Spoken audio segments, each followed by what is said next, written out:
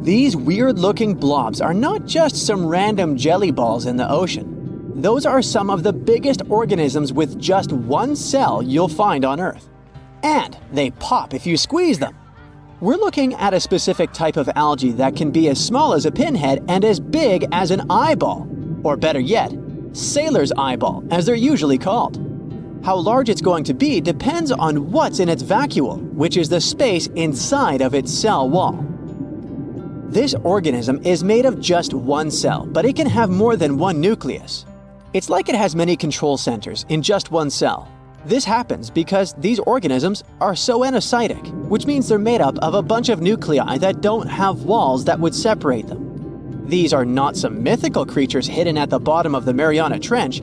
Divers around the world who like to explore coral reefs can stumble upon them. These algae come in different colors, such as black, bright green, or silvery. Their color depends on how their cell walls are set. In some cases, researchers stumbled upon a shiny orb on the seafloor that looked like a golden egg. The interesting thing is that the egg had a hole in it. So the question was if something had tried to get out or into this orb. Hopefully, it was just a jelly blob minding its own business. Normally, cells don't grow this big. It would mess up their balance. If something's too big, the ratio of surface area to volume won't be optimal anymore. But sailors' eyeballs have their own trick to end up this large. There are different parts inside them, and each has its own chloroplasts and nucleus. If you were to pop one of these jelly blobs, it wouldn't just burst like a balloon. Instead, it would probably pop up because they only need one nucleus for a whole new eyeball to grow. All this means is it would be hard to have them in aquariums, but they can at least live peacefully in the ocean, hoping no one will pop them. Now the question is, if a one-cell thing can grow to be this big, how large can real living beings get? The biggest animal that has ever walked on our planet was probably a dinosaur called Argentinosaurus, a giant that lived around 90 million years ago. We can compare it to the heaviest land creature we have today, the African elephant. It weighs less than 7 tons. Gigantic for us, it would look like a bug next to the Argentinosaurus, which weighed around 77 tons. They both look small next to the blue whale though, with a weight of 165 tons. That's probably the heaviest animal that has ever lived on Earth. In theory, and according to the laws of physics, creatures that live on land can gain up to 120 tons. There's a mathematical principle that explains why animals can't grow indefinitely. It says the ratio of two volumes is greater than the ratio of their surfaces. It means that as some creature gets bigger, not all of its parts get bigger at the same rate. If the elephant gets 3 times as wide, tall, and long, its overall size will also increase. But its mass will increase way more than that. It means the volume will grow faster than the surface of the animal's body. That's why bigger animals need much larger limbs to support their weight. The problem is that limbs probably won't be strong enough to carry such an enormous weight. The only way our imaginary giant elephant could move such a heavy body is by having extremely big and thick legs, just to walk, let alone do other things. Physics is not the only element that sets size limits. Otherwise, we'd have to be very careful not to end up under giant, wide feet of 100-ton animals wandering around. Another important thing is whether there's enough food for them, because these giants certainly need a lot of it. It's not just quantity, of course. Creatures can only grow bigger when they live in productive environments with high-quality foods rich in nutrients. That probably explains why certain reptiles, such as titanosaurs, grew way bigger than, for example, the biggest mammals that roamed terrestrial areas. Warm-blooded mammals have faster metabolisms. That means they need around 10 times more food to support their body sizes than reptiles do. Reptiles not only have slower metabolisms, but they also have lower body temperatures, so they can eat less and still feel satisfied. And they'll grow big anyway, since they don't burn their calories that quickly. No wonder that the biggest dinosaurs that walked on land were 10 times larger than the biggest mammals. Now, blue whales are kinda exceptions to all these rules. They're warm-blooded mammals, but when you live in the ocean, being a giant is not a big problem. It's easier to be very large in the water because it takes away lots of stress and pressure from your bones and muscles. And that's something land animals can't avoid. That way, blue whales can swim around and look for food the whole day. They can just casually open their mouth and let zooplankton come in. So yeah, our planet has proven it can handle mega creatures because, for hundreds of millions of years, some of them walked on land, not just swam in the ocean. But in the last 20,000 years, most of them have vanished. Big land mammals such as rhinos and elephants exist only in some parts of the world, and their numbers are getting lower. There are fewer whales than before, and for these, or some other giant animals to evolve that big again, humans would have to step back. We may not have gigantic dinosaurs, but some of the creatures living in today's world are still surprisingly and dangerously big, like the saltwater crocodile, the biggest reptile in the world. A male can grow up to 23 feet and weigh about 2,200 pounds. That's not the only scary thing about them. They have the second most powerful bite on the planet, right behind that of the Nile crocodile. The title of the largest bird on Earth belongs to the ostrich. It has wings, but they're too short for flying. The animal holds them outstretched when it runs, and this way it stays balanced more easily. Plus, their body is too big for flying anyway. That's why evolution had to give them some other advantage, like being able to run very fast. Don't make an ostrich upset unless you can run faster than 40 miles per hour in short sprints or at least 30 miles per hour over longer distances. In just one stride, this bird can cover up to 16 feet, which is how long a mid-sized family car is. Don't underestimate these fellas just because they're birds. They have very strong legs they use for self-defense. They can kick with a force that would take down even a lion. You wouldn't expect turtles to grow this big and to look so mean, but somehow, alligator snapping turtles still manage to surprise us. With jaws that look like beaks, spiked shells, and thick, scaled tails, they really look like the dinosaur of the turtle world, or the main enemy from Super Mario games. They love to spend their time in lakes, rivers, and canals of the southeastern United States and live for up to 100 years. They have chemosensory organs in their necks, which means they can smell using their throats. That helps a lot because their eyes aren't much of use in the murky waters where they live. Instead, they just draw water into their throat in a specific method we call gular pumping, to get samples of the water around them they want to smell. In 1952, an Air Force plane called C-124 Globemaster II crashed into a big mountain while flying from Washington to Alaska. Sadly, everyone on board, 52 people in total, didn't make it. The bad weather at the time made it hard to find the crash site, and even later, any attempts to locate it failed. But in 2012, a helicopter crew doing a training mission spotted the pieces of the crashed plane on a glacier called Colony Glacier in Alaska. They started looking for more pieces and confirmed it was indeed the missing plane. Since then, every summer for about a decade, different military groups have been helping in an operation called Colony Glacier. They've managed to identify 40 out of the 52 people whose lives were lost in the crash. The soldiers taking part in this mission take their promise seriously to never leave a fallen comrade behind. They believe it's their duty to bring back those who didn't make it. Another discovery comes from the Alps. In 1991, some hikers exploring the picturesque Alps stumbled upon a human body. It was half frozen in ice at the top of a mountain pass between Italy and Austria. At first, the local police thought it might be a mountaineering accident. But in a few weeks, archaeologists started claiming that this guy might have lived more than 5,000 years ago. They eventually gave the frozen fellow the nickname Ötzi. He was named after the nearby Ötztal Valley. he's become quite famous as the oldest ice mummy on record. Ötzi's frozen state might not be as unique as we thought, and that's where things get really cool. Archaeologists have another theory. See, at first, everyone was convinced that Ötzi marked the start of a cooler period because he had been frozen in the ice without any interruptions since he had lost his life. Yet, over the past few decades, glaciers and ice patches worldwide have been melting away like ice cream on a hot summer day.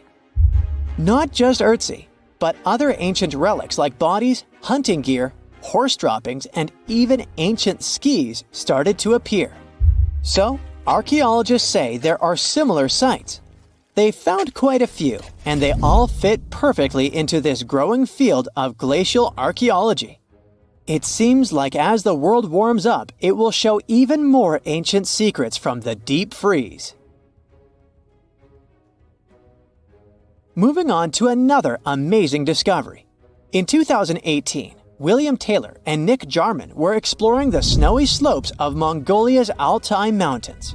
They found an ancient treasure trove hidden in the ice. Inside the trove, they found a well-preserved 3,000-year-old arrow shaft adorned with ochre markings. It was in pristine condition, a rarity for organic items that old. They found other items too, like a bronze arrowhead with bits of animal sinew still attached. All of these relics had been untouched for hundreds of years, since they had been locked in the ice. In Mongolia, rising temperatures have melted ice patches that remained frozen for centuries. Similar discoveries have been made in the Yukon, US, Italy, Siberia, and Norway. Thousands of sites have been identified. Yet, scientists are racing against time to document and preserve these artifacts before they're lost forever. The study of these artifacts challenges the definition of these environments as wildernesses and shows how indigenous people coexisted with nature there. Sometimes people find simple items too, as simple as a sandal. This one, discovered on one of central Norway's mountain passes, indicates that people used this route roughly 1,700 years ago. This suggests that there was less snow and ice in that area back then. The sandal, dating back to around 300 BCE, resembles Roman sandals of that era. Again, in Norway, hunters found an iron sword high up on a mountain, more than 5,250 feet above sea level. There's no nearby burial site, and it's puzzling why someone would have a sword in such a remote location. Archaeologists speculate that the owner might have become lost. Then, in 2011, unusual objects resembling giant slingshots began to emerge as the ice melted. Radiocarbon dating suggests that this particular object was crafted around 400 BCE. It measures over 3 feet long and has knife cuts. Those puzzled archaeologists until one team member recognized them as tang, or pliers, used to secure loads on sleds when transporting hay or leaving for animal food. People in the area used hay sleds with pliers until the 1950s, when tractors became more common. Now, let's get back in time to thousands of years ago. We can easily do that by looking at this woolly mammoth. This creature looks a bit like a cherished but slightly worn-out toy. This ancient giant, whose heyday was 39,000 years ago, is the best preserved mammoth ever found. Even its signature shaggy hair is surprisingly well preserved, having been trapped in glacial ice until its recent discovery in Siberia. This remarkable animal is stepping into the limelight in Yokohama, Japan. Scientists are running tests that might bring this extinct species back to life. When they stumbled upon this female mammoth, they uncovered a hidden treasure, a sample of her blood preserved beneath the ice. So they believe this ancient blood could hold the key to resurrecting the mammoth. They also found well-preserved muscle tissue. She was between 50 and 60 years old when she met her icy fate. The discovery of mammoth blood has reignited debates about the ethics of bringing back extinct creatures, like in Jurassic Park. Their ambitious plan is to implant an egg into a living elephant for a 22-month pregnancy, hoping that at least one living mammoth cell might survive. Hop on, we're going to the French Alps. We are at a spot not far from where an Air India plane tragically crashed 46 years ago. We're accompanied by a diligent mountain rescuer and his neighbor. They went to this area after a bunch of tourists had noticed a strange-looking thingy on a glacier. It was a bag. The Indian embassy in Paris got wind of it, and it was all set on getting that bag. What makes it kinda cool is that it had diplomatic mail and Ministry of External Affairs written on it. The Air India flight was on its way from Mumbai to New York when it took a nosedive in January 1966. It took 117 people on board down with it. Guess what else was inside the bag besides the soaked diplomatic mail? It had a stack of old Indian newspapers. So, alongside those, they also found bits of the plane's cabin, a lone shoe, and a bunch of cables. Totally unexpected treasures on that mountain. During the summer of 2013, scientists stumbled upon a message left behind by a geologist named Walker, who had placed it there 44 years before. That message sort of served as the man's last testament. He passed away just a month after hiding the bottle in the rocks on the island. The content of the message was quite astounding. In 1959, Walker had measured the distance from those very stones to the glacier's edge, and it clocked in at a mere 167 feet. By 2013, that distance had ballooned to 400 feet. Researchers are convinced that this stark contrast between the two measurements underscores the consequences of ongoing global warming. Imagine the melting ice in Norway's mountains as a time machine revealing a treasure trove. Nearly 800 Viking artifacts tucked away for over 1,000 years have been unearthed. They give us a peek into the bustling trade networks of the Viking era and the critical role of the mountain passes in this ancient commerce. Among the finds are leather shoes, cozy woolen mittens, stylish tunics, feathered arrowheads, horseshoes, walking sticks, and kitchen gadgets from the Viking chef's toolkit. There are even Viking pack horse souvenirs. These artifacts provide us with insights into ancient travel habits and the peak times when those paths were bustling with activity, and give us a glimpse into the lives of adventurers. Texas is home to some of the oddest, creepiest, and most unusual animals you've ever heard of. It might come as a surprise, but this state is full of creatures you'll hardly see in other places. So, let's have a look at the most amazing ones. This truly beautiful bright blue creature is called the blue sea dragon. Despite such an imposing name, the critter is actually tiny. Usually no bigger than a grape. You may find it on the beach or floating beside you in the water. Now, you need to remember one thing. However pretty this little slug may look, never ever touch it. One tourist spotted a few of these pretty dragons on the shore of Mustang Island. He scooped one of the creatures up. He wanted to film it. Luckily, he put it back into the water before it could sting him. Otherwise, it would have ended badly since the blue sea dragon is venomous. Despite their tiny size, their sting can pack a punch, all because of their diet. Their favorite dish is the Portuguese man-o-war, a jellyfish that has enough venom to paralyze small fish and crustaceans. The blue dragons first use mucus to neutralize the jellyfish's infamous stinging cells. And then they steal these cells from the man-o-war's tentacles and store and concentrate them within their own tissues. Then they release these stinging cells on contact, which makes their own sting more powerful, even worse than that of the man-o-war itself. These awesome creatures are also extremely sneaky. Even though their appearance is bright, to say the least, they're well-known masters of disguise. You see that vibrant blue coloring is actually on their bellies, and when they float on their backs, they simply blend with the water. As for their backs, they're gray to camouflage these animals on the seafloor. Now how about a funny fact? A group of tiny dragons floating together is called a blue fleet. And another fact, blue dragons normally lay a string of around 16 eggs. And it takes them 3 days or so to hatch into larvae. Blue sea dragons rarely make it to the shore. They're soft-bodied, so when the animals finally get through the surf zone and are deposited on the shore, they're already broken apart. And still, watch out! Even in this case, the venom in their bodies doesn't dissipate.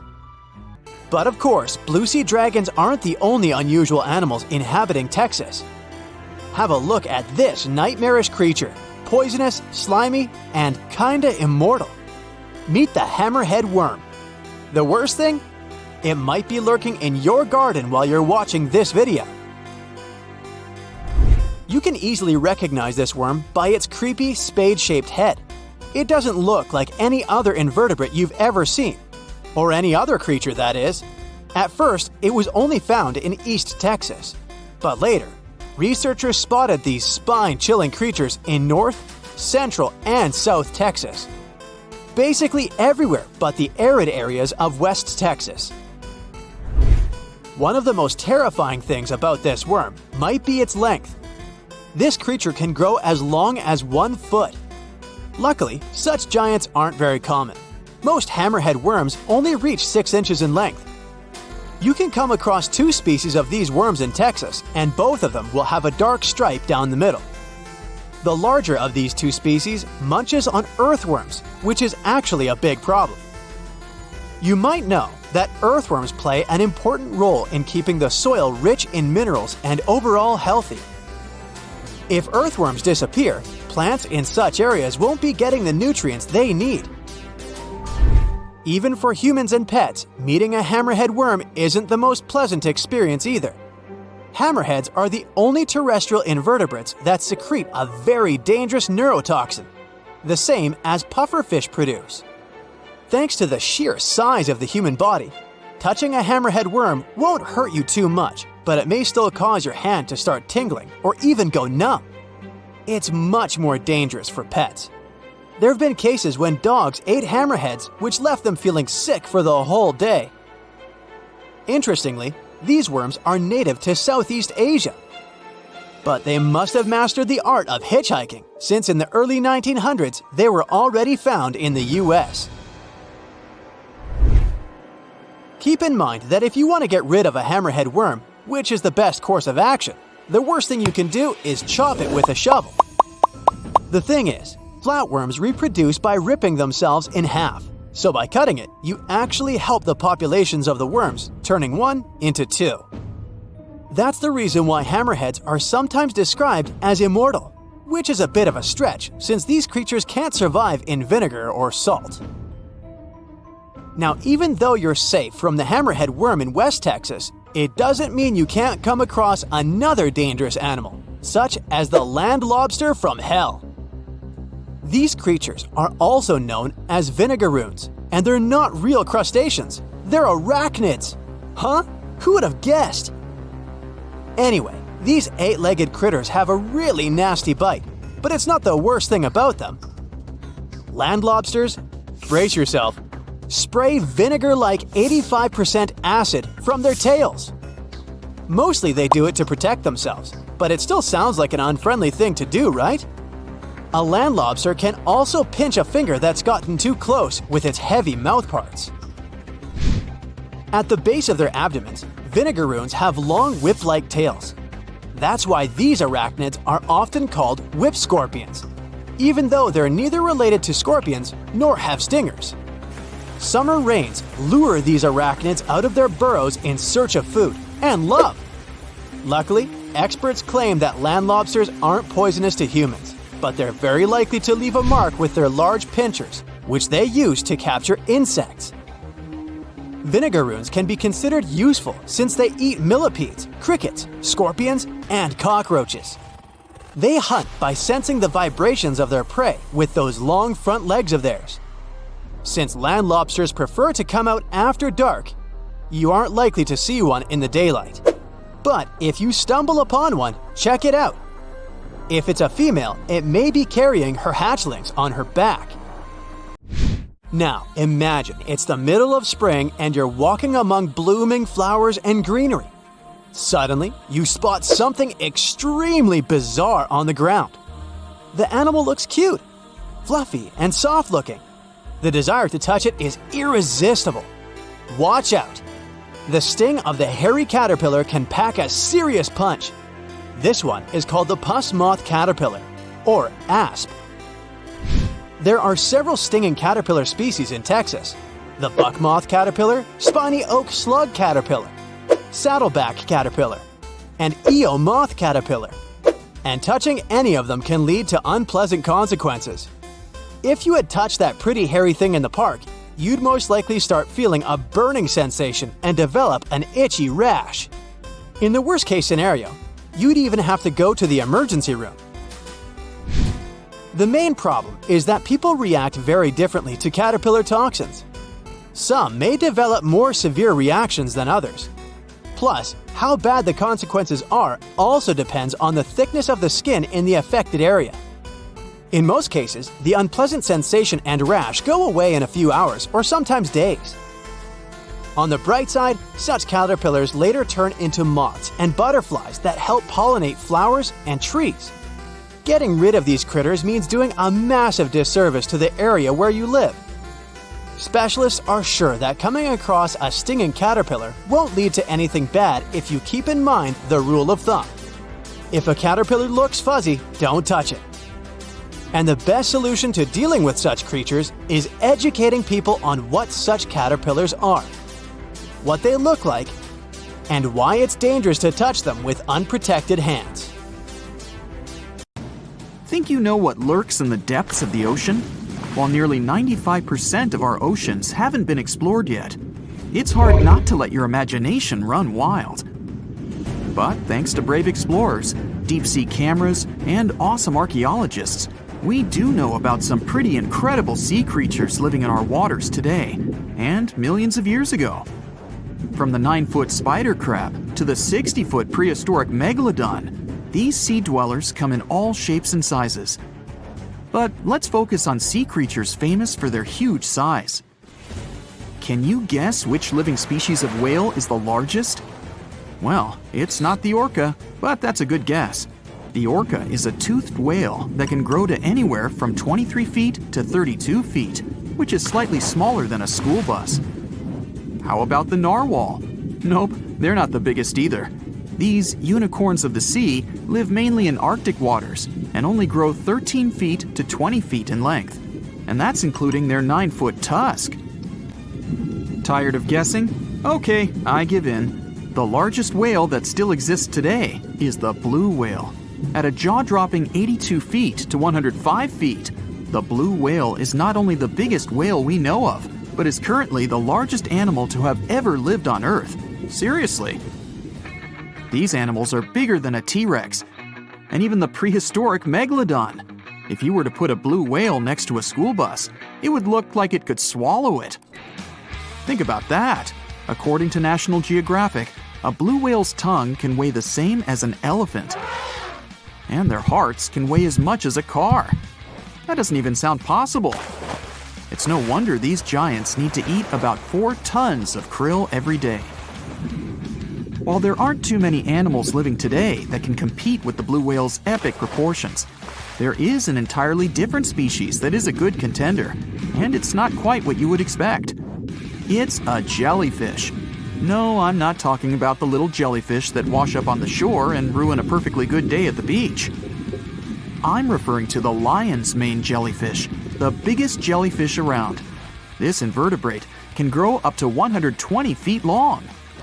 They also come in different gorgeous colors like red, purple, or even shades of orange. As if their length wasn't impressive, the lion's mane jellyfish boast a whopping 8 sets of 70 to 150 tentacles. That means they can have up to 1,200 in total. And here's the giant oceanic manta ray, the largest type of ray in the world. Their wingspan can be longer than a bus. These guys can reach 30 feet in length. They also have the biggest brain compared to body size among all fish. Unlike their stingray cousins, mantas don't have venomous tails. And while the lion's mane jellyfish and the blue whale are yet to be beaten for the longest sea creature, there is one marine creature that can grow even larger in length. The Portuguese Physalia physalis, tentacles and all, can reach a length of 165 feet long, and that's according to mentalfloss.com. While this thing may look a lot like a jellyfish, it's actually known as a siphonophore, and there are hundreds and sometimes thousands of them that are genetically identical. Their long tentacles help the organism catch prey, and its sting is fatal to most animals, even humans in some cases.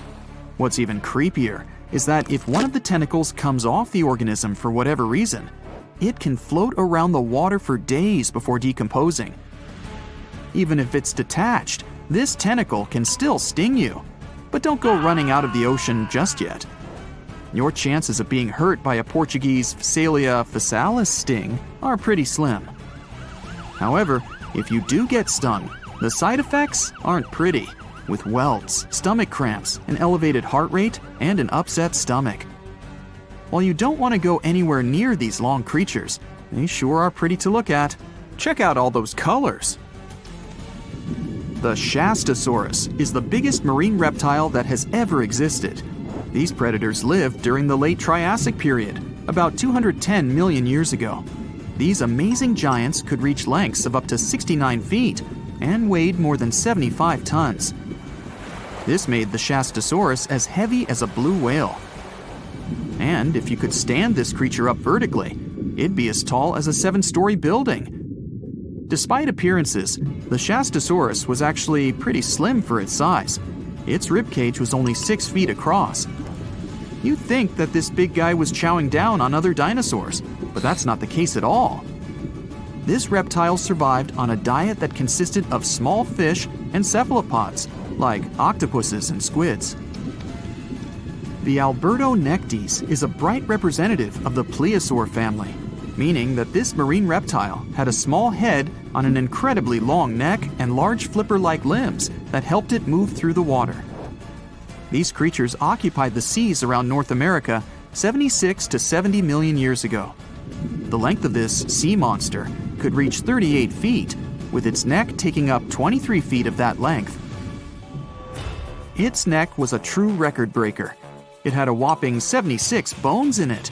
No other animal known to humankind has had so many vertebrae in its neck.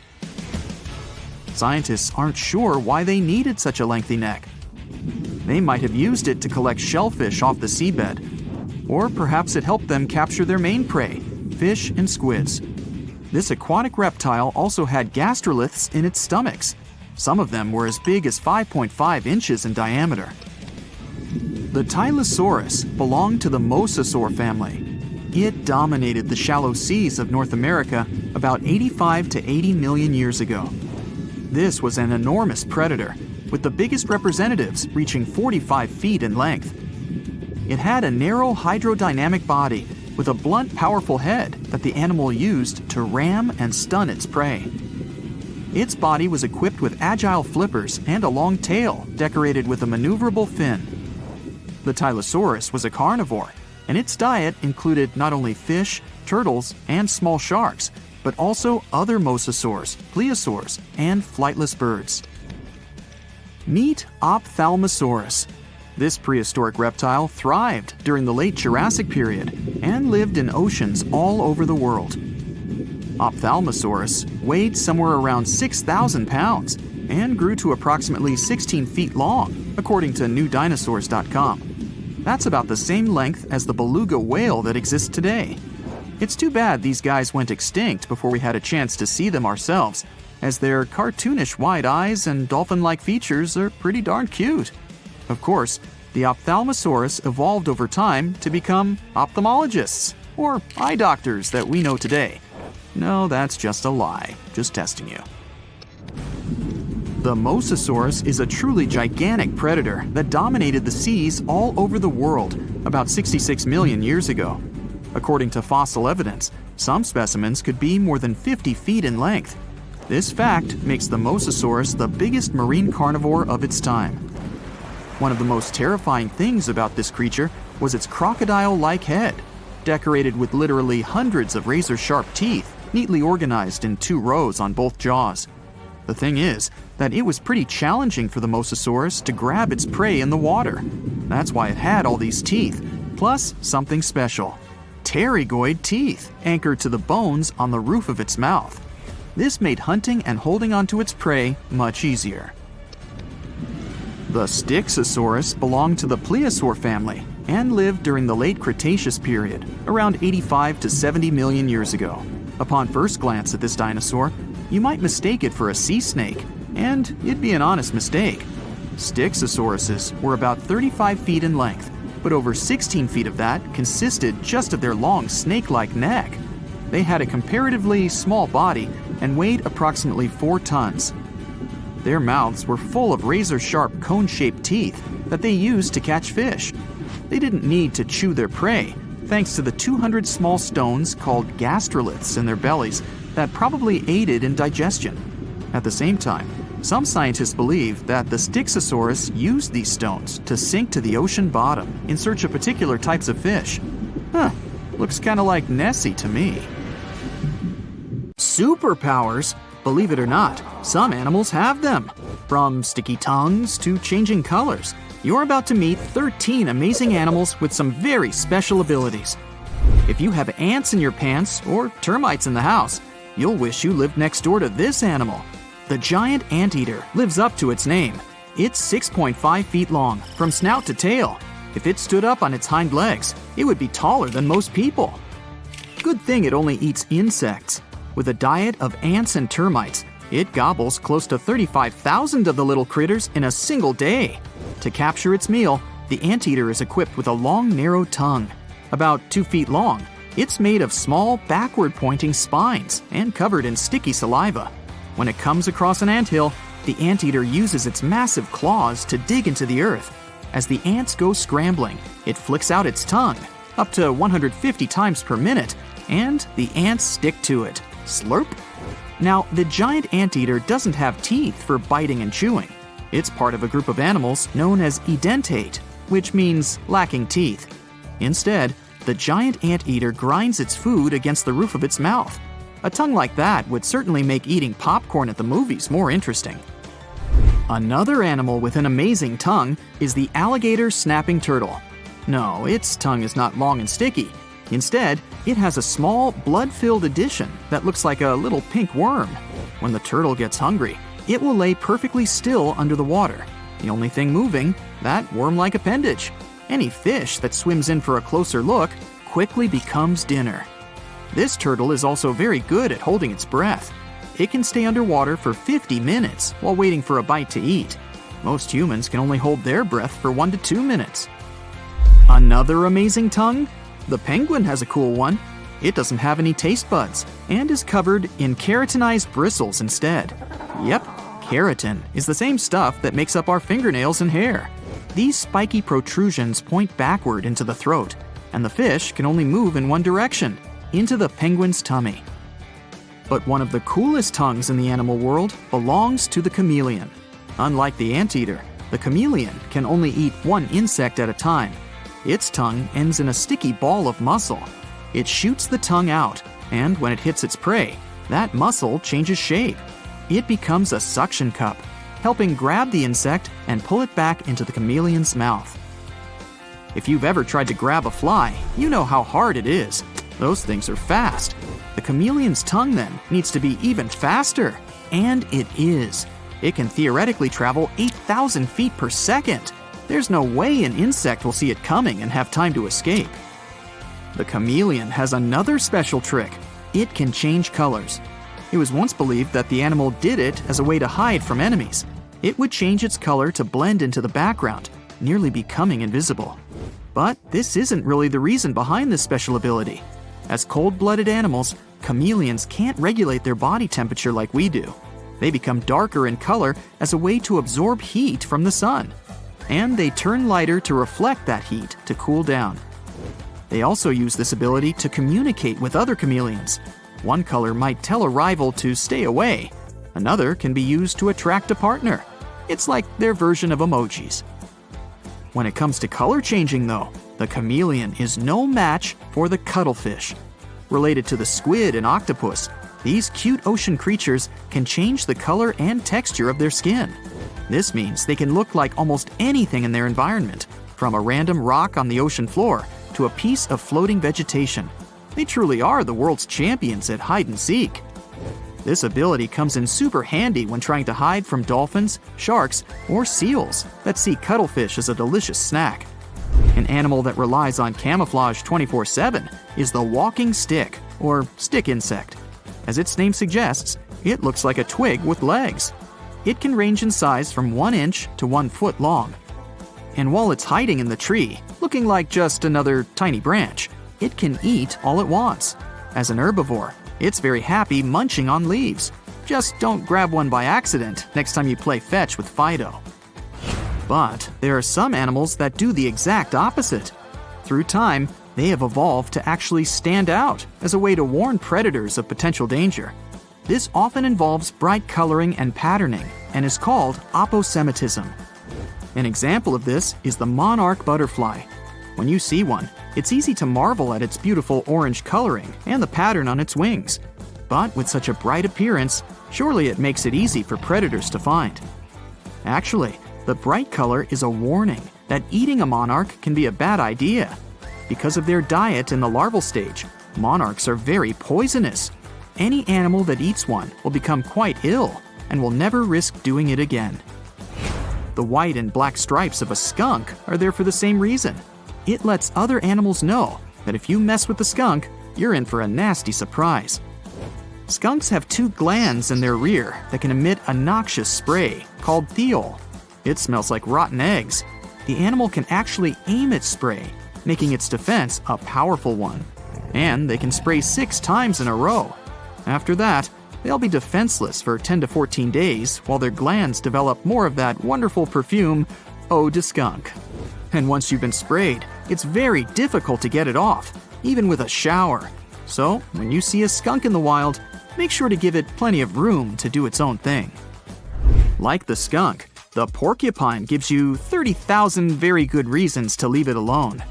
It's covered in many sharp quills, and because of the nearly 800 barbs near the tip of each one, these quills are difficult to remove if you get one stuck in your skin. Luckily, one common belief about porcupines is wrong.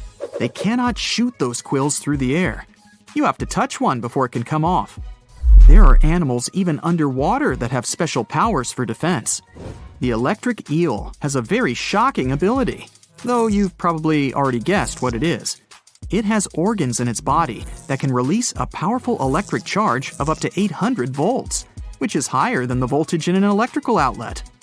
The creature uses this to stun smaller animals or zap its enemies. It can also create electric pulses to communicate, sending out a form of Morse code to other eels.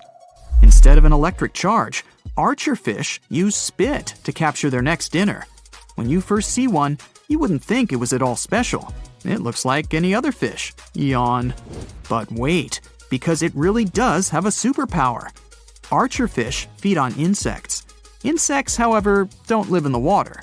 This makes it difficult for the archerfish to eat. So, what does this little critter do?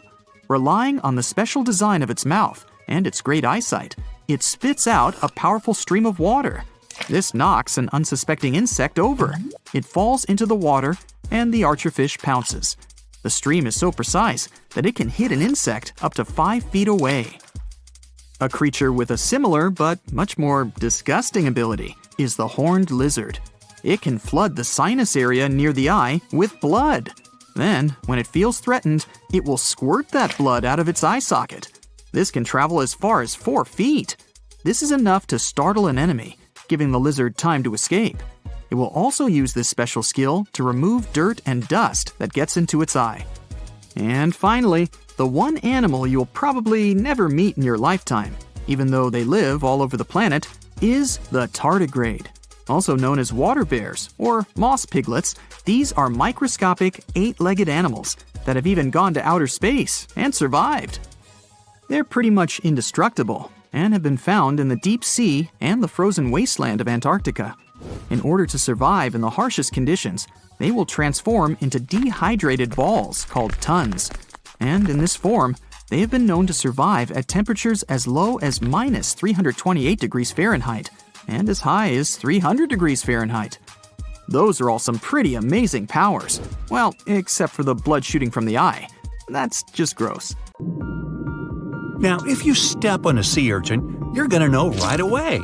Look at those spikes. Get the point? Ow!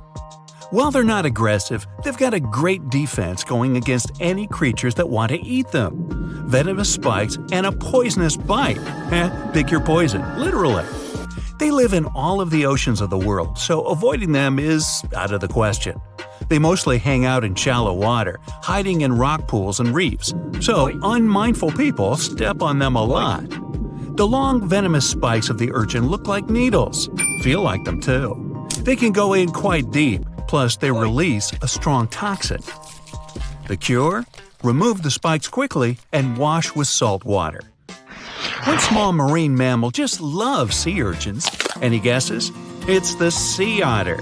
Don't let its cuteness get in the way of its toughness. These mammals rarely leave the water, and that even includes taking naps. Holding hands with other otters keeps them from floating away from the pack. Their fur is the densest on the planet, up to 1 million hairs per square inch. Hey, we humans only have about 2,000. They're also good with tools. They can use rocks to hammer open shells. Hey, how else would you open a sea urchin? You ought to try it sometime. Stonefish aren't going to win any beauty contest unless the pageant is for Best Rock Look-alike. Their tiny, unreflective eyes and rough skin blend in perfectly with their environment. A large head, an even bigger mouth, and a home full of, it's rocks. And just because you're on the beach doesn't mean you're safe. Stonefish can survive for 24 hours out of the water. Stepping on one or even handling one won't be that fun. Their dorsal fin spines have extremely strong venom. It shoots out when they get stepped on, and it can lead to paralysis or even heart failure. You'll need help fast. No wonder they're one of the most dangerous creatures in the water or anywhere. Be careful when scrambling around rocky areas. They love to play hide and seek. Box jellyfish tentacles grow up to 10 feet long, and each tentacle has 5,000 stinging cells. Not bad for a creature that's mostly just water. Their venom is strong enough to paralyze anything they want to eat. Now, if you happen to get stung, it's going to hurt. A lot! Its toxins contain proteins that affect the heart, skin cells, and even our nervous system. No wonder it's considered one of the most dangerous creatures on the planet. I wouldn't recommend using sunscreen, soda, coffee, or other older methods. They don't work. Your best bet is some good old-fashioned seawater. Looks like jellyfish are the rulers of the ocean, not sharks. Hey, look around your local rock pool. You might see this sweet little octopus. It's tiny and has blue rings. Cute. But don't fall for it now. This octopus wouldn't make a good pet. When provoked, the octopus will start flashing neon blue to warn everyone to stay away. And I highly recommend you do just that. Their venom is 1,000 times more dangerous than cyanide. There's also no known antidote for it. The best thing to do? Take a quick picture and walk away. Better yet, just walk away. Now, not even the octopuses are normal down under. I'll stick with my shrimp on the barbie, mate. Do you see that large log near the ocean floor? Maybe it's part of an old ship, a treasure, gold, diamonds. Hey, I'm rich! As you get closer, you notice something. It's swimming. It's not a shark or a dolphin. It's a saltwater crocodile. Now, don't panic.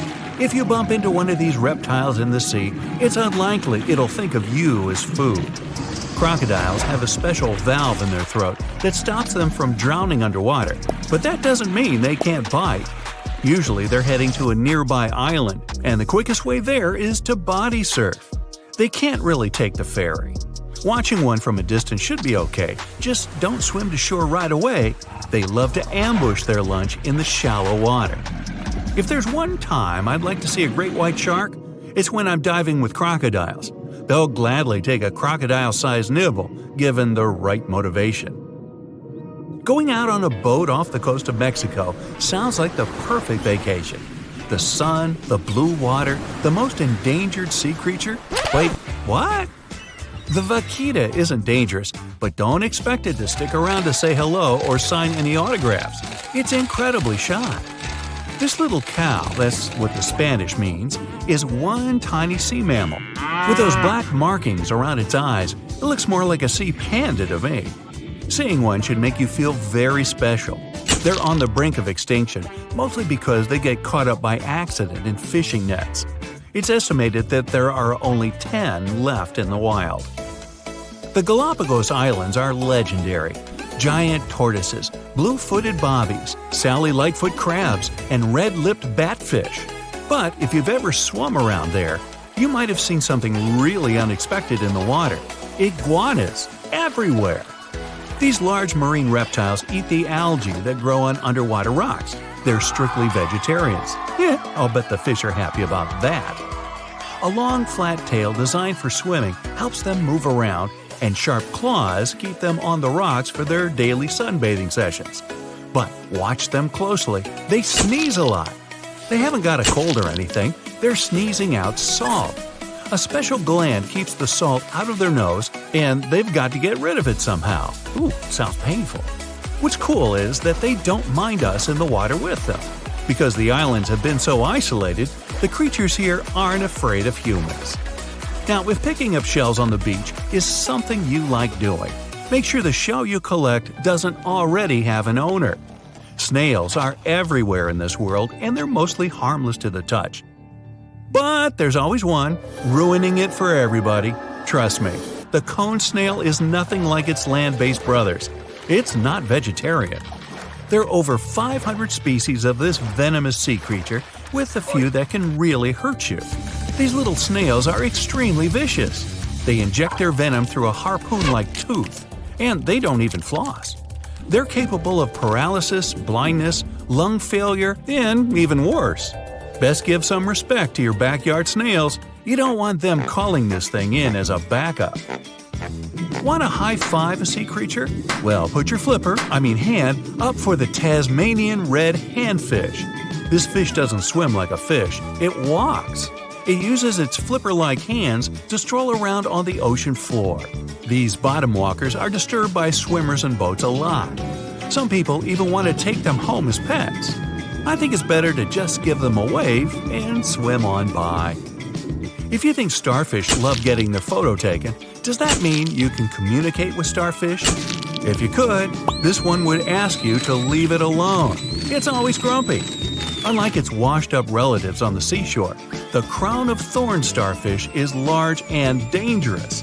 These creatures occur naturally on coral, like the Great Barrier Reef. Their venom's terrifying, even for humans.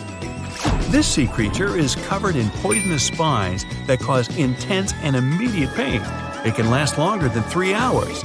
So, what happens if you rub one of these things the wrong way? Nausea and vomiting. Not exactly ideal for getting that perfect Instagram pic. Pufferfish may look small and cute, but handle them wrong and it's game over. They're a huge hit at underwater birthday parties the world over. They can turn themselves into balloons.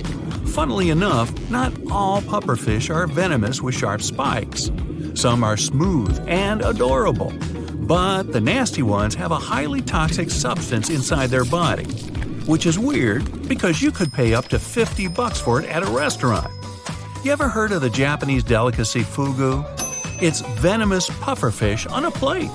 Young chefs spend years training to prepare it. But one wrong cut, and you can bet that customer won't be coming back. Ever. Sharks are the only animal immune to pufferfish toxin. Great. Another thing that makes sharks awesome. Hey, let's take a deep dive into ocean waters to see which of these creepy-looking animals are our friends. We're swimming in the tropical waters of Nanina-Balava Island near Fiji. Can you see those giant creatures the size of a Volkswagen Beetle? Those are manta rays. They've got a long whip-like tail and large flat diamond bodies. There are two species of manta rays, the reef manta ray and the giant manta ray. They belong to the same family as sharks, but they only have small teeth in their lower jaw. They feed on zooplankton, tiny fish, and crustaceans. Manta rays are social animals, and they like people.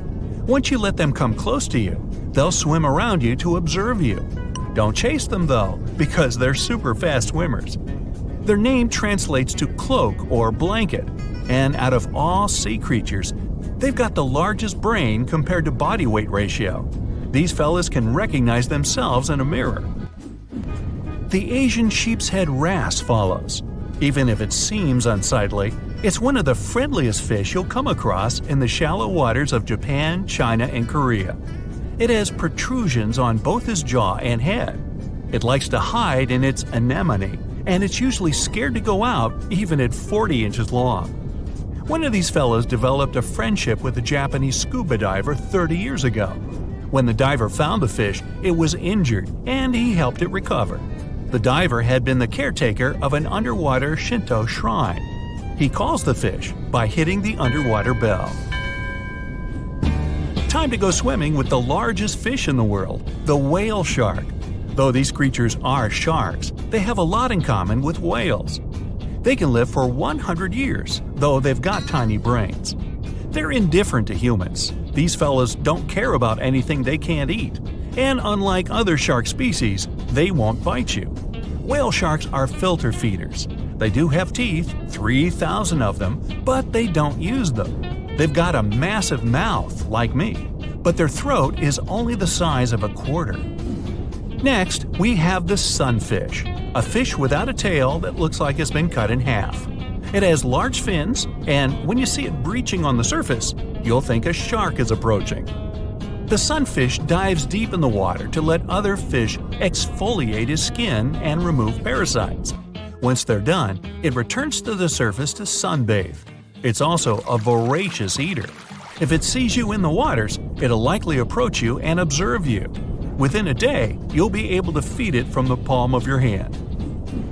Time for the animal that looks like it's always smiling, the bottlenose dolphin.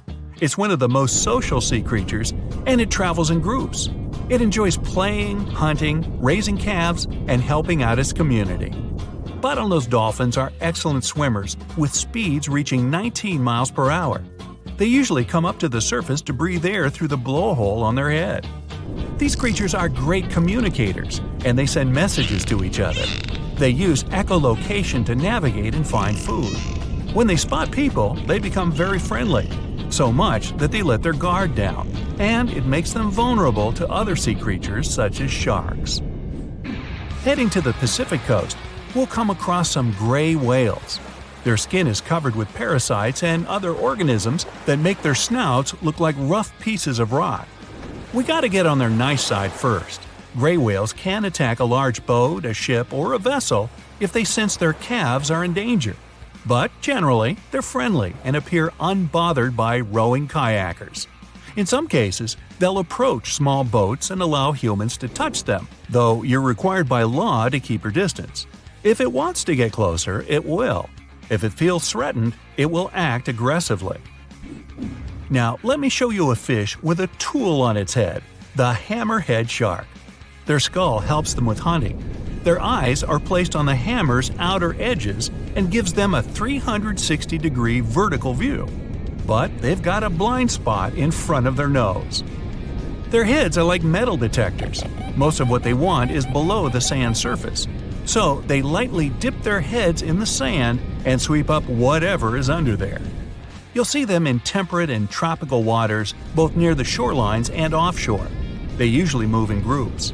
They're mostly harmless to humans and divers, but there have been a few occasions where they got aggressive. But before they do, they'll give you a bunch of warning signs, and divers know how to handle them. Now, I'll show you something kind of smaller, the sea lion. These creatures are a bit tricky. They're playful, aggressive, arrogant, smart, and above all, curious. Sea lions can't breathe underwater, but they can dive almost 1,000 feet deep, and they can hold their breath for a long time. They take in air through their nose, and once they dip their heads in the waters, their nostrils slam shut. If they spot humans at the beach, they'll stay away and wait for them to leave. Wild sea lions aren't the friendliest to anyone, especially if they feel threatened. The approachable ones have been trained in captivity. Beluga whales are next. They're white with bulgy heads, and they're amongst the most social and loudest you'll ever meet. Their upwards-facing mouths make them look like they're smiling. When beluga whales are born, they're a dark gray shade.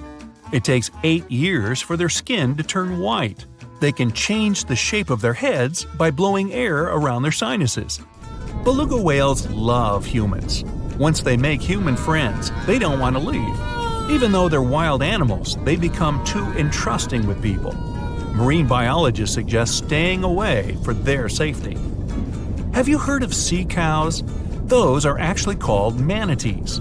You'll see some in rivers and others in the ocean. Even though they're large, they usually stay in shallow coastal areas, munching on seagrass, leaves, and algae. Manatees bring their heads to the surface every 4 minutes or so to breathe, but they can hold their breath longer than that. They're slow travelers, and even if they aren't as smart as dolphins, they can understand colors. These fellas are gentle giants, and they like to approach humans searching for warmth. Next, we've got the basking shark, the second largest shark in the world. Their mouth is their most impressive feature, like me, since it can open more than 3 feet wide. Okay, you win. These creatures have an intimidating appearance, but despite their size, they're harmless to humans, and divers swim with them. They're very social and can form schools of 100 individuals. They swim near the water surface, filter feeding on plankton. They too have a bunch of teeth that they don't use. Do you know which creature can sing loud songs for 30 minutes? I know, berry manatee. That might be before your time. Actually, it's the humpback whale. Scientists aren't sure why they make those low howls and noises. They might be trying to communicate with others to attract mates. You'll see them near coastlines, feeding on tiny food, and they use their flukes to propel through the water. Humpback whales are less friendly than gray whales because they're very cautious. But they're the heroes of the ocean. They try to save other animals from orcas, and experts say they're capable of decision-making and problem-solving. On one occasion, a humpback whale jumped in to save a whale biologist from a tiger shark. Now, let's try to spot the expert in disguise, the Caribbean reef octopus. The specialized color cells help it blend in with the sand and ocean rock's rough texture. But Caribbean reef octopuses are loners, and they like to get around on their own. This creature is also teeny tiny. It can grow almost 5 inches, and with their legs getting as long as the average person's foot. If you get too close to them, they'll likely turn blue and warn you that they feel threatened. Even though they're trusting, it's better to keep your distance to keep them calm. A weird-looking creature walks around like a living vacuum cleaner down in the ocean's pitch-black depths. I'm talking about sea pigs. They got their name from their pinkish bodies, and they fit in the palm of your hand. These creatures don't swim, they walk around on the seafloor. Their legs consist of 5 to 7 pairs of enlarged tube feet, and they have tentacles around their mouths to fiddle through the mud to find scum to munch on. Yumbo! Since they're vulnerable, they have poisonous skin for protection against other sea creatures. If you encounter one, it'll be quite friendly, but if you want to keep it as a pet, you'll need a very deep tank. Speaking of slimy water creatures, let's talk about comb jellies. They're friendly animals that like to swim close to the shore on warm summer evenings. There are 2 types of comb jellies, some with 2 tentacles and some without any. You can spot them at night since they glow in the dark and light up the waters. One of them is the sea gooseberry. On the sand it looks like a transparent blob of jello, and it can fit into a teaspoon. Unlike jellyfish, comb jellies don't sting because they don't have stinging cells, and they're safe to swim with. Scientists and geologists are out there in the vast ocean, towing these trusty devices, also known as streamer cables. They drop these cables about 16 to 65 feet deep, with each stretching over 20,000 feet long. Now you can imagine that this whole setup creates quite a commotion underwater, attracting all sorts of curious creatures. And guess who shows up for the party? Sharks. Yep, these toothy pals are drawn to the magnetic fields of the streamer cables and sometimes mistake them for a chewy snack. Now, before you start thinking that sharks have a personal vendetta against these cables, let me tell you something. This is not a new problem. It's been going on since the 1980s. Even big players like Google have faced these underwater cable conundrums. They had to surround these internet cables with a fancy material to protect them from shark teeth. I mean, can you imagine a shark causing a delay in your internet browsing? That's one hungry predator with a serious grudge against technology. So, why exactly are sharks so keen on these cables? Well, no one knows for sure. Some scientists think it's because sharks have a thing for electromagnetic fields and get curious. Others believe they just have a thing for anything cable-shaped. It's not all sharks that cause such problems, but which of them are the troublemakers in this aquatic tale? Well, it depends on the depth of the cables. For example, when it comes to a particular depth, the bull sharks seem to be the mischief makers. These bad boys have solid gray physiques and short snouts. They're like the bullies of the underwater neighborhood, causing trouble wherever they go. Bull sharks are widely found in tropical and warm waters around the world, and they seem to have a knack for seeking out these streamer cables. Now I know what you're thinking. Did these scientists really catch a group of bull sharks and make them bite cables just for science? Nope, they're way too clever for that. Instead, they used a 3D scan of an authentic bull shark jaw to create a computer model. Talk about high tech. They simulated shark attacks on the cables, measuring the impact and compression forces. It turns out that a shark can really do a number on those cables. But here's the kicker. The strength of the cables depends on how fast the shark is swimming when it decides to take a chomp. So if you see a shark cruising by at top speed, you better watch out for those cables. But wait, we can't blame the poor sharks entirely for the fate of these underwater cables. A 2009 report points out that a lot of fish have a considerable history of nibbling on cables. It's like a buffet for these underwater creatures. Barracudas, sharks from shallow and deep waters, and even some other sneaky culprits have been identified as cable biters. They just can't resist sinking their teeth into the cable wrapping, which then lets the power conductor hang out with the seawater. It's a recipe for cable failure. Still curious about the fascinating world of cable installation? Did you know that more than over 90% of international data takes a watery journey? These cables, which are like underwater highways, stretch for hundreds of thousands of miles beneath the ocean's surface, reaching depths as deep as the size of Mount Everest. Now, you might be wondering how these cables are placed. Well, it's not as simple as dropping wires in the water like in the cartoons. In fact, it requires some careful planning and specialized boats called cable layers. These brave boats meticulously run the cables across the flat surfaces of the ocean floor, making sure to steer clear of all obstacles that Mother Nature throws their way. When it comes to cable sizes, the shallow water cables are about as thick as a soda can. On the other hand, deep water cables are way smaller, measuring up to the size of a marker. Why the difference, you ask? Well, it's all about vulnerability. Way down there, 8,000 feet below sea level, there isn't much action going on. Therefore, these deep-sea cables don't need as much shielding wire for protection. They're like the skinny swimmers of the cable world, gliding through the depths with ease. But let's not forget about the installation costs. Brace yourself, because placing a cable across the vast expanse of the ocean is no bargain. We're talking about millions of dollars. Now, the actual price may vary depending on factors like the total length of the cable and its destination. But trust me, it's definitely not pocket change. Installing shallow water cables is quite the spectacle. They're carefully stuffed beneath the ocean floor using high-pressure water jets. It's like giving these cables a cozy underground home, shielding them from the whims of the ocean currents. So, while cable installation may be slow, and, let's face it, a bit expensive, it's truly a remarkable feat of engineering. The underwater world is a complex and delicate ecosystem, and the cable layers take great care to ensure that their installations don't disrupt the marine life and habitats that call the ocean home. It's a balancing act between technological progress and oceanic conservation, and they're doing a pretty good job at it. Whenever you browse the internet, remember that your cat videos and funny memes might just be zipping through those submarine cables deep beneath the waves. But burying cables safely underwater isn't actually a modern idea, you know. Hold on tight because we're going on a time-traveling adventure back to the mid-19th century. Picture this. It's 1854, and something groundbreaking is about to happen. the installation of the very first transatlantic telegraph cable begins, linking the distant shores of Ireland and Newfoundland.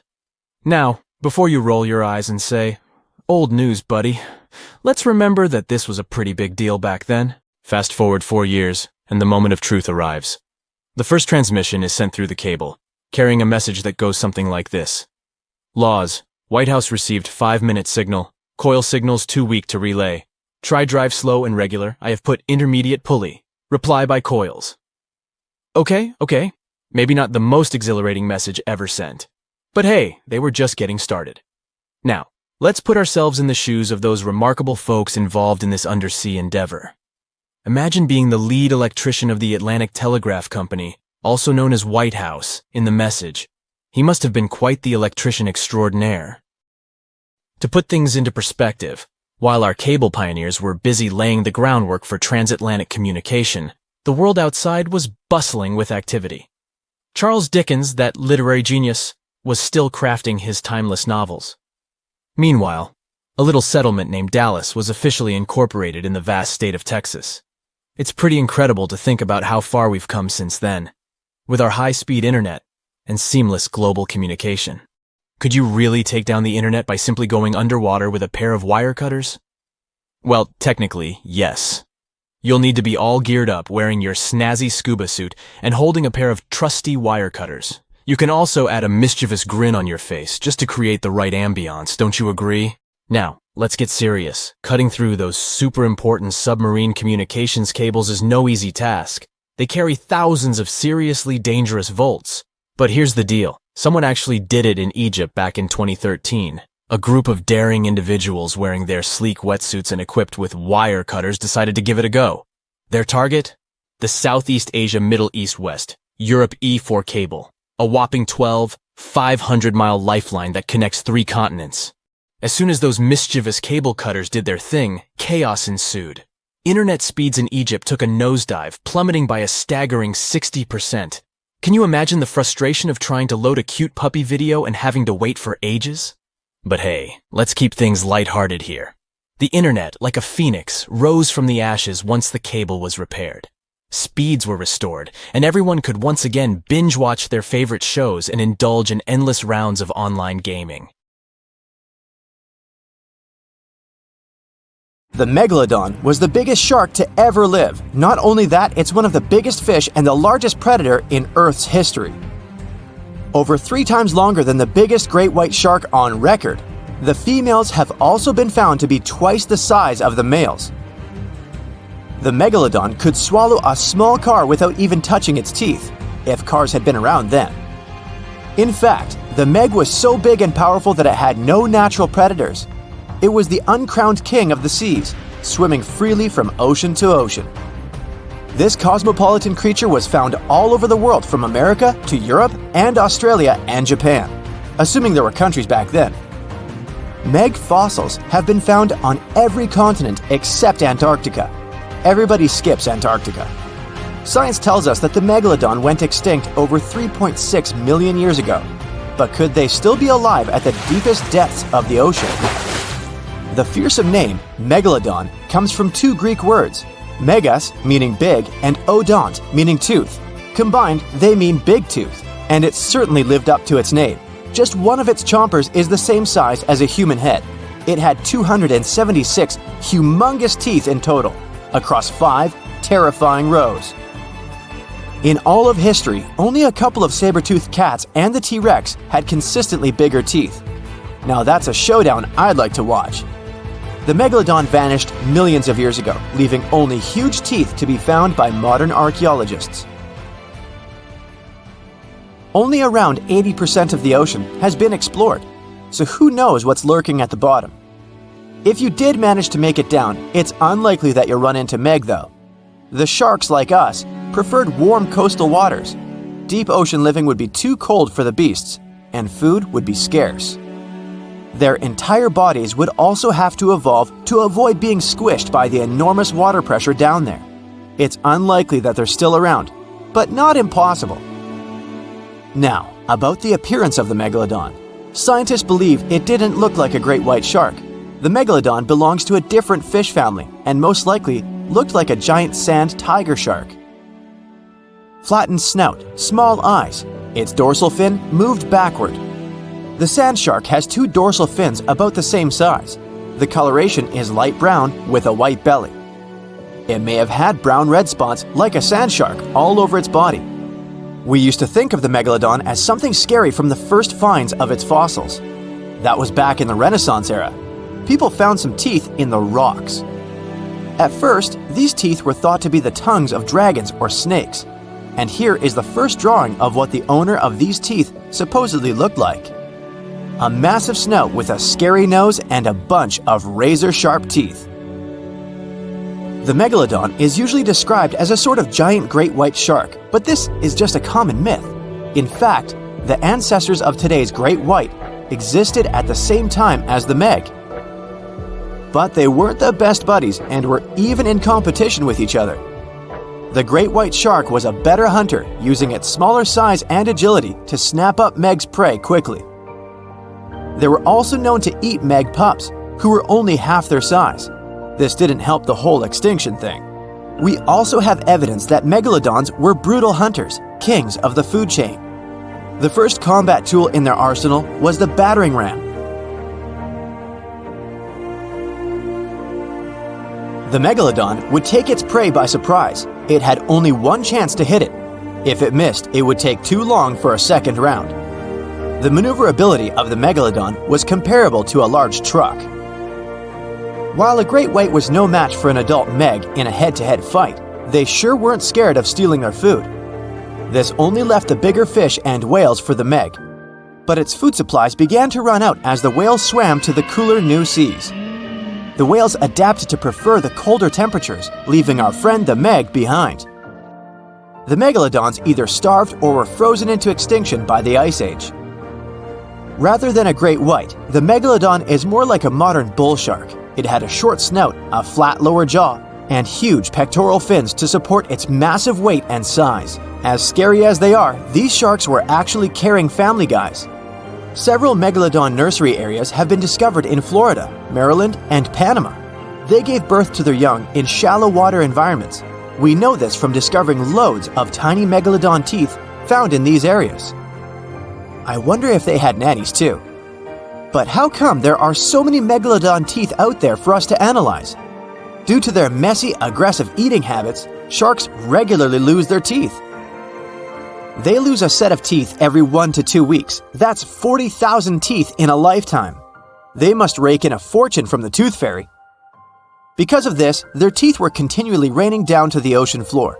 Luckily for us, they're also the hardest part of the shark skeleton, which is why so many teeth have survived and become fossilized. It's fair to say the first discoveries of the meg's teeth confused people. Early discoverers thought that the meg's teeth were petrified tongues of ancient serpent creatures. They even used to call them tongue stones. It's also a common myth that the megalodon was around at the same time as the dinosaurs, although this would have been pretty cool. The dinosaurs were wiped out around 66 million years ago. But the megalodons came much later. The oldest meg fossil is only around 23 million years old, but it's tricky to pinpoint the exact date. After all, calendars weren't invented yet. They became extinct way before humans even evolved. The earliest Homo sapiens, which is a fancy name for the first humans, emerged about 2.5 million years ago.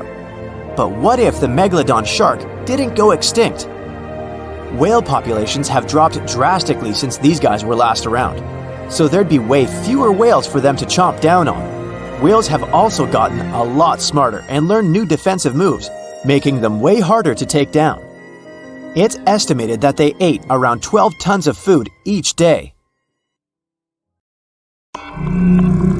The Kraken is a colossal squid, a legendary sea monster, the biggest hunk of calamari you ever saw. And if this monster had existed, the world would have changed beyond recognition. The Kraken has powerful tentacles, solid muscles with suckers at the end. They're impossible to escape. The Kraken can break a ship in half, or just pull it down into the depths. But the worst thing about the Kraken is its size. According to old sailors' stories, its size is almost 10 soccer fields. Hey, maybe the Kraken could play soccer. The Kraken legends said the monster was so giant that sailors mistook it for a small island.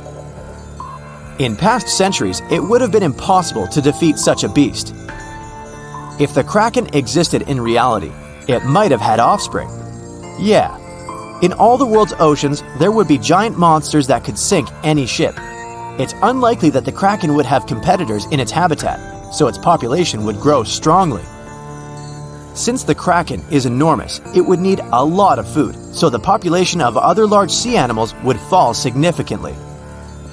Blue whales, great white sharks, other giant squids, all the big sea creatures would be endangered. The Kraken belongs to the cephalopod genus. This species includes squid and octopus, some of the most intelligent creatures on the planet. The Kraken is a skilled hunter and will never fight in the open. Colossal squids live in deep waters and they have the largest eyes among all animals. The squid's eye is the size of a dinner plate. Thanks to this, they can see their prey from far away. Similarly, a Kraken would spot the ship much sooner than sonar could pick up the Kraken.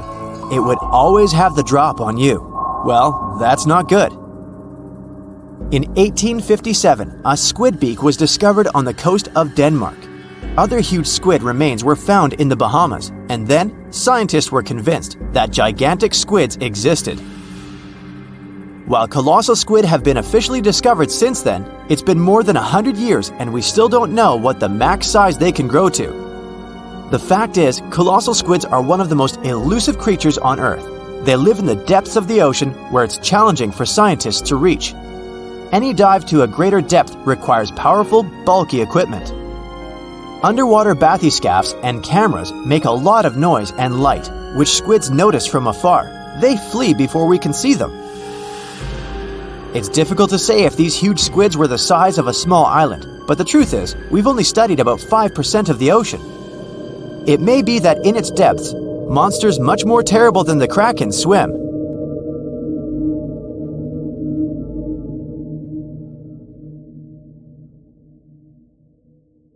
Some sharks have an eerie ability to spit out their stomach and then pull it back into place. Well, that would be handy. Most sharks eat huge amounts of food, but the problem is they can't digest everything they've gulped down. So they need a way to get rid of such stuff as sea turtle shells and beaks, bird feathers and bones, lobster claws and whatnot. And then these amazing creatures willingly barf up their whole stomach, along with all the contents. After the shark is done, it pulls its main digestive organ back in, and the entire process usually takes no more than a second. Some shark species, like great whites or mako, have a special eye-warming system. Their retina heats up their eyes and brain. This not only helps them detect movement better, but also improves resolution. As for the mako shark, this species often travels vertically across different temperatures. Unlike most people with only one movable jaw, sharks can freely move both their lower and upper jaws. This allows them to get a better grip on their meal and chew it up faster and more thoroughly. That's comforting. Sharks give birth to a large number of little ones at once. It depends on the species, of course, but let's say the blue shark is famous for producing more than 130 pups at a time. Great white sharks have a more powerful bite than most jungle cats. A 20-foot-long underwater hunter can produce a force of more than 4,000 pounds per square inch. And that's a bite 4 times stronger than that of a lion or tiger. People, with their measly 150 to 200 psi bites, aren't in the running whatsoever. Swell sharks defend themselves by swallowing huge amounts of water. Then the shark's body becomes twice its normal size, and this scares potential danger away.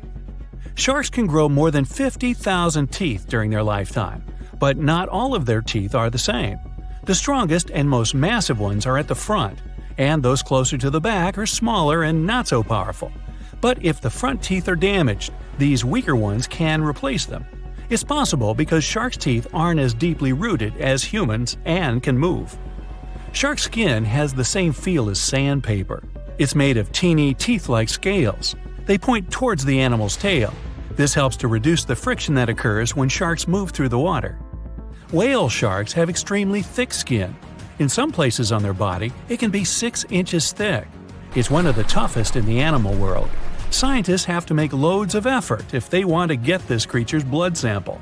Sharks have an incredible sense of smell, but besides that, they use one more sense to detect other animals.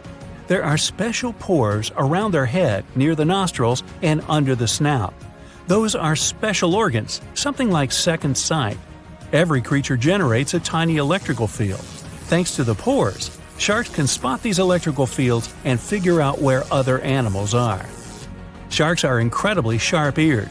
They can hear their potential meal from 3,000 feet away. They can also catch low-frequency sounds, like the ones produced by a fish's contracting muscle tissue. Sharks have been around for more than 400 million years. It means they've lived through 4 out of 5 mass extinctions. This makes them way older than Mount Everest, humans, dinosaurs, and even trees. These creatures go back to the period when coral reefs were just beginning to form. Some shark species can jump out of the water, like the great white shark or the basking shark. They're known to leap from more than 8 feet up into the air. Thanks to this maneuver, they can catch such animals as seals or seabirds. But unless you're in South Africa, you aren't likely to see sharks jumping out of the water. Shark skeletons are made of muscle and cartilage, which are lighter and twice less dense than bones.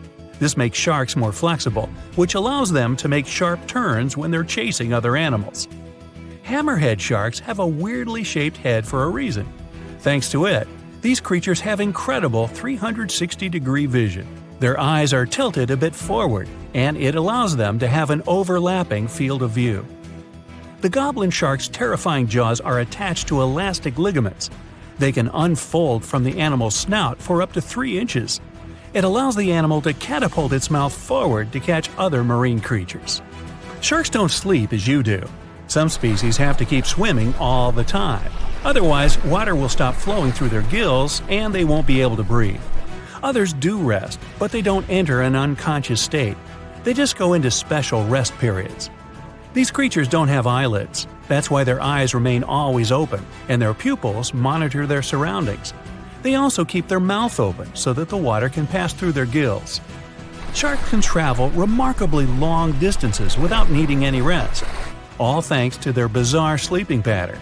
For example, great whites can swim distances of more than 2,000 miles without stopping to eat or rest. How come these creatures don't starve? They draw on the fat stored in their livers. By the way, this organ can compose up to a third of the animal's body weight. Contrary to popular belief, sharks do not and cannot swim in reverse. Their tails propel them forward, and their pectoral fins help them to keep their balance and turn. It means that, anatomically, these animals can't move in any direction other than forward. Sharks have no vocal cords. They can't produce sounds to communicate with one another or express their emotions. That's why they have to use body movements, like twisting their bodies or flipping over. Sharks live in all of the world's oceans, but several species also inhabit freshwater rivers and lakes. For instance, bull sharks have been found in tropical rivers. They're also known to be able to swim between fresh and salt water. The smallest shark out there is the dwarf lantern shark. This unique creature doesn't grow longer than 8 inches, but the shark makes up for its tiny size in other ways. For example, some of its organs emit light, and since the creature lives in the shallow waters, this helps to camouflage it in the rays of sunlight. Blue sharks eat a lot, often more than they need. Some of this food can remain undigested for weeks till it's needed for energy. Sharks have something that looks similar to a tongue, but this organ is called the basial. It's the front section of the cartilage that goes from the shark's chest to its mouth. It doesn't move and is pretty much useless. The so-called tongue doesn't take part in the process of feeding. It isn't covered in taste buds. Its only real use might be that it supports some of the bones connecting the shark's gills. There are hundreds of shark species in the world, more precisely around 500. Some of them are pretty bizarre. Just look at the goblin, basking, or cookie-cutter shark.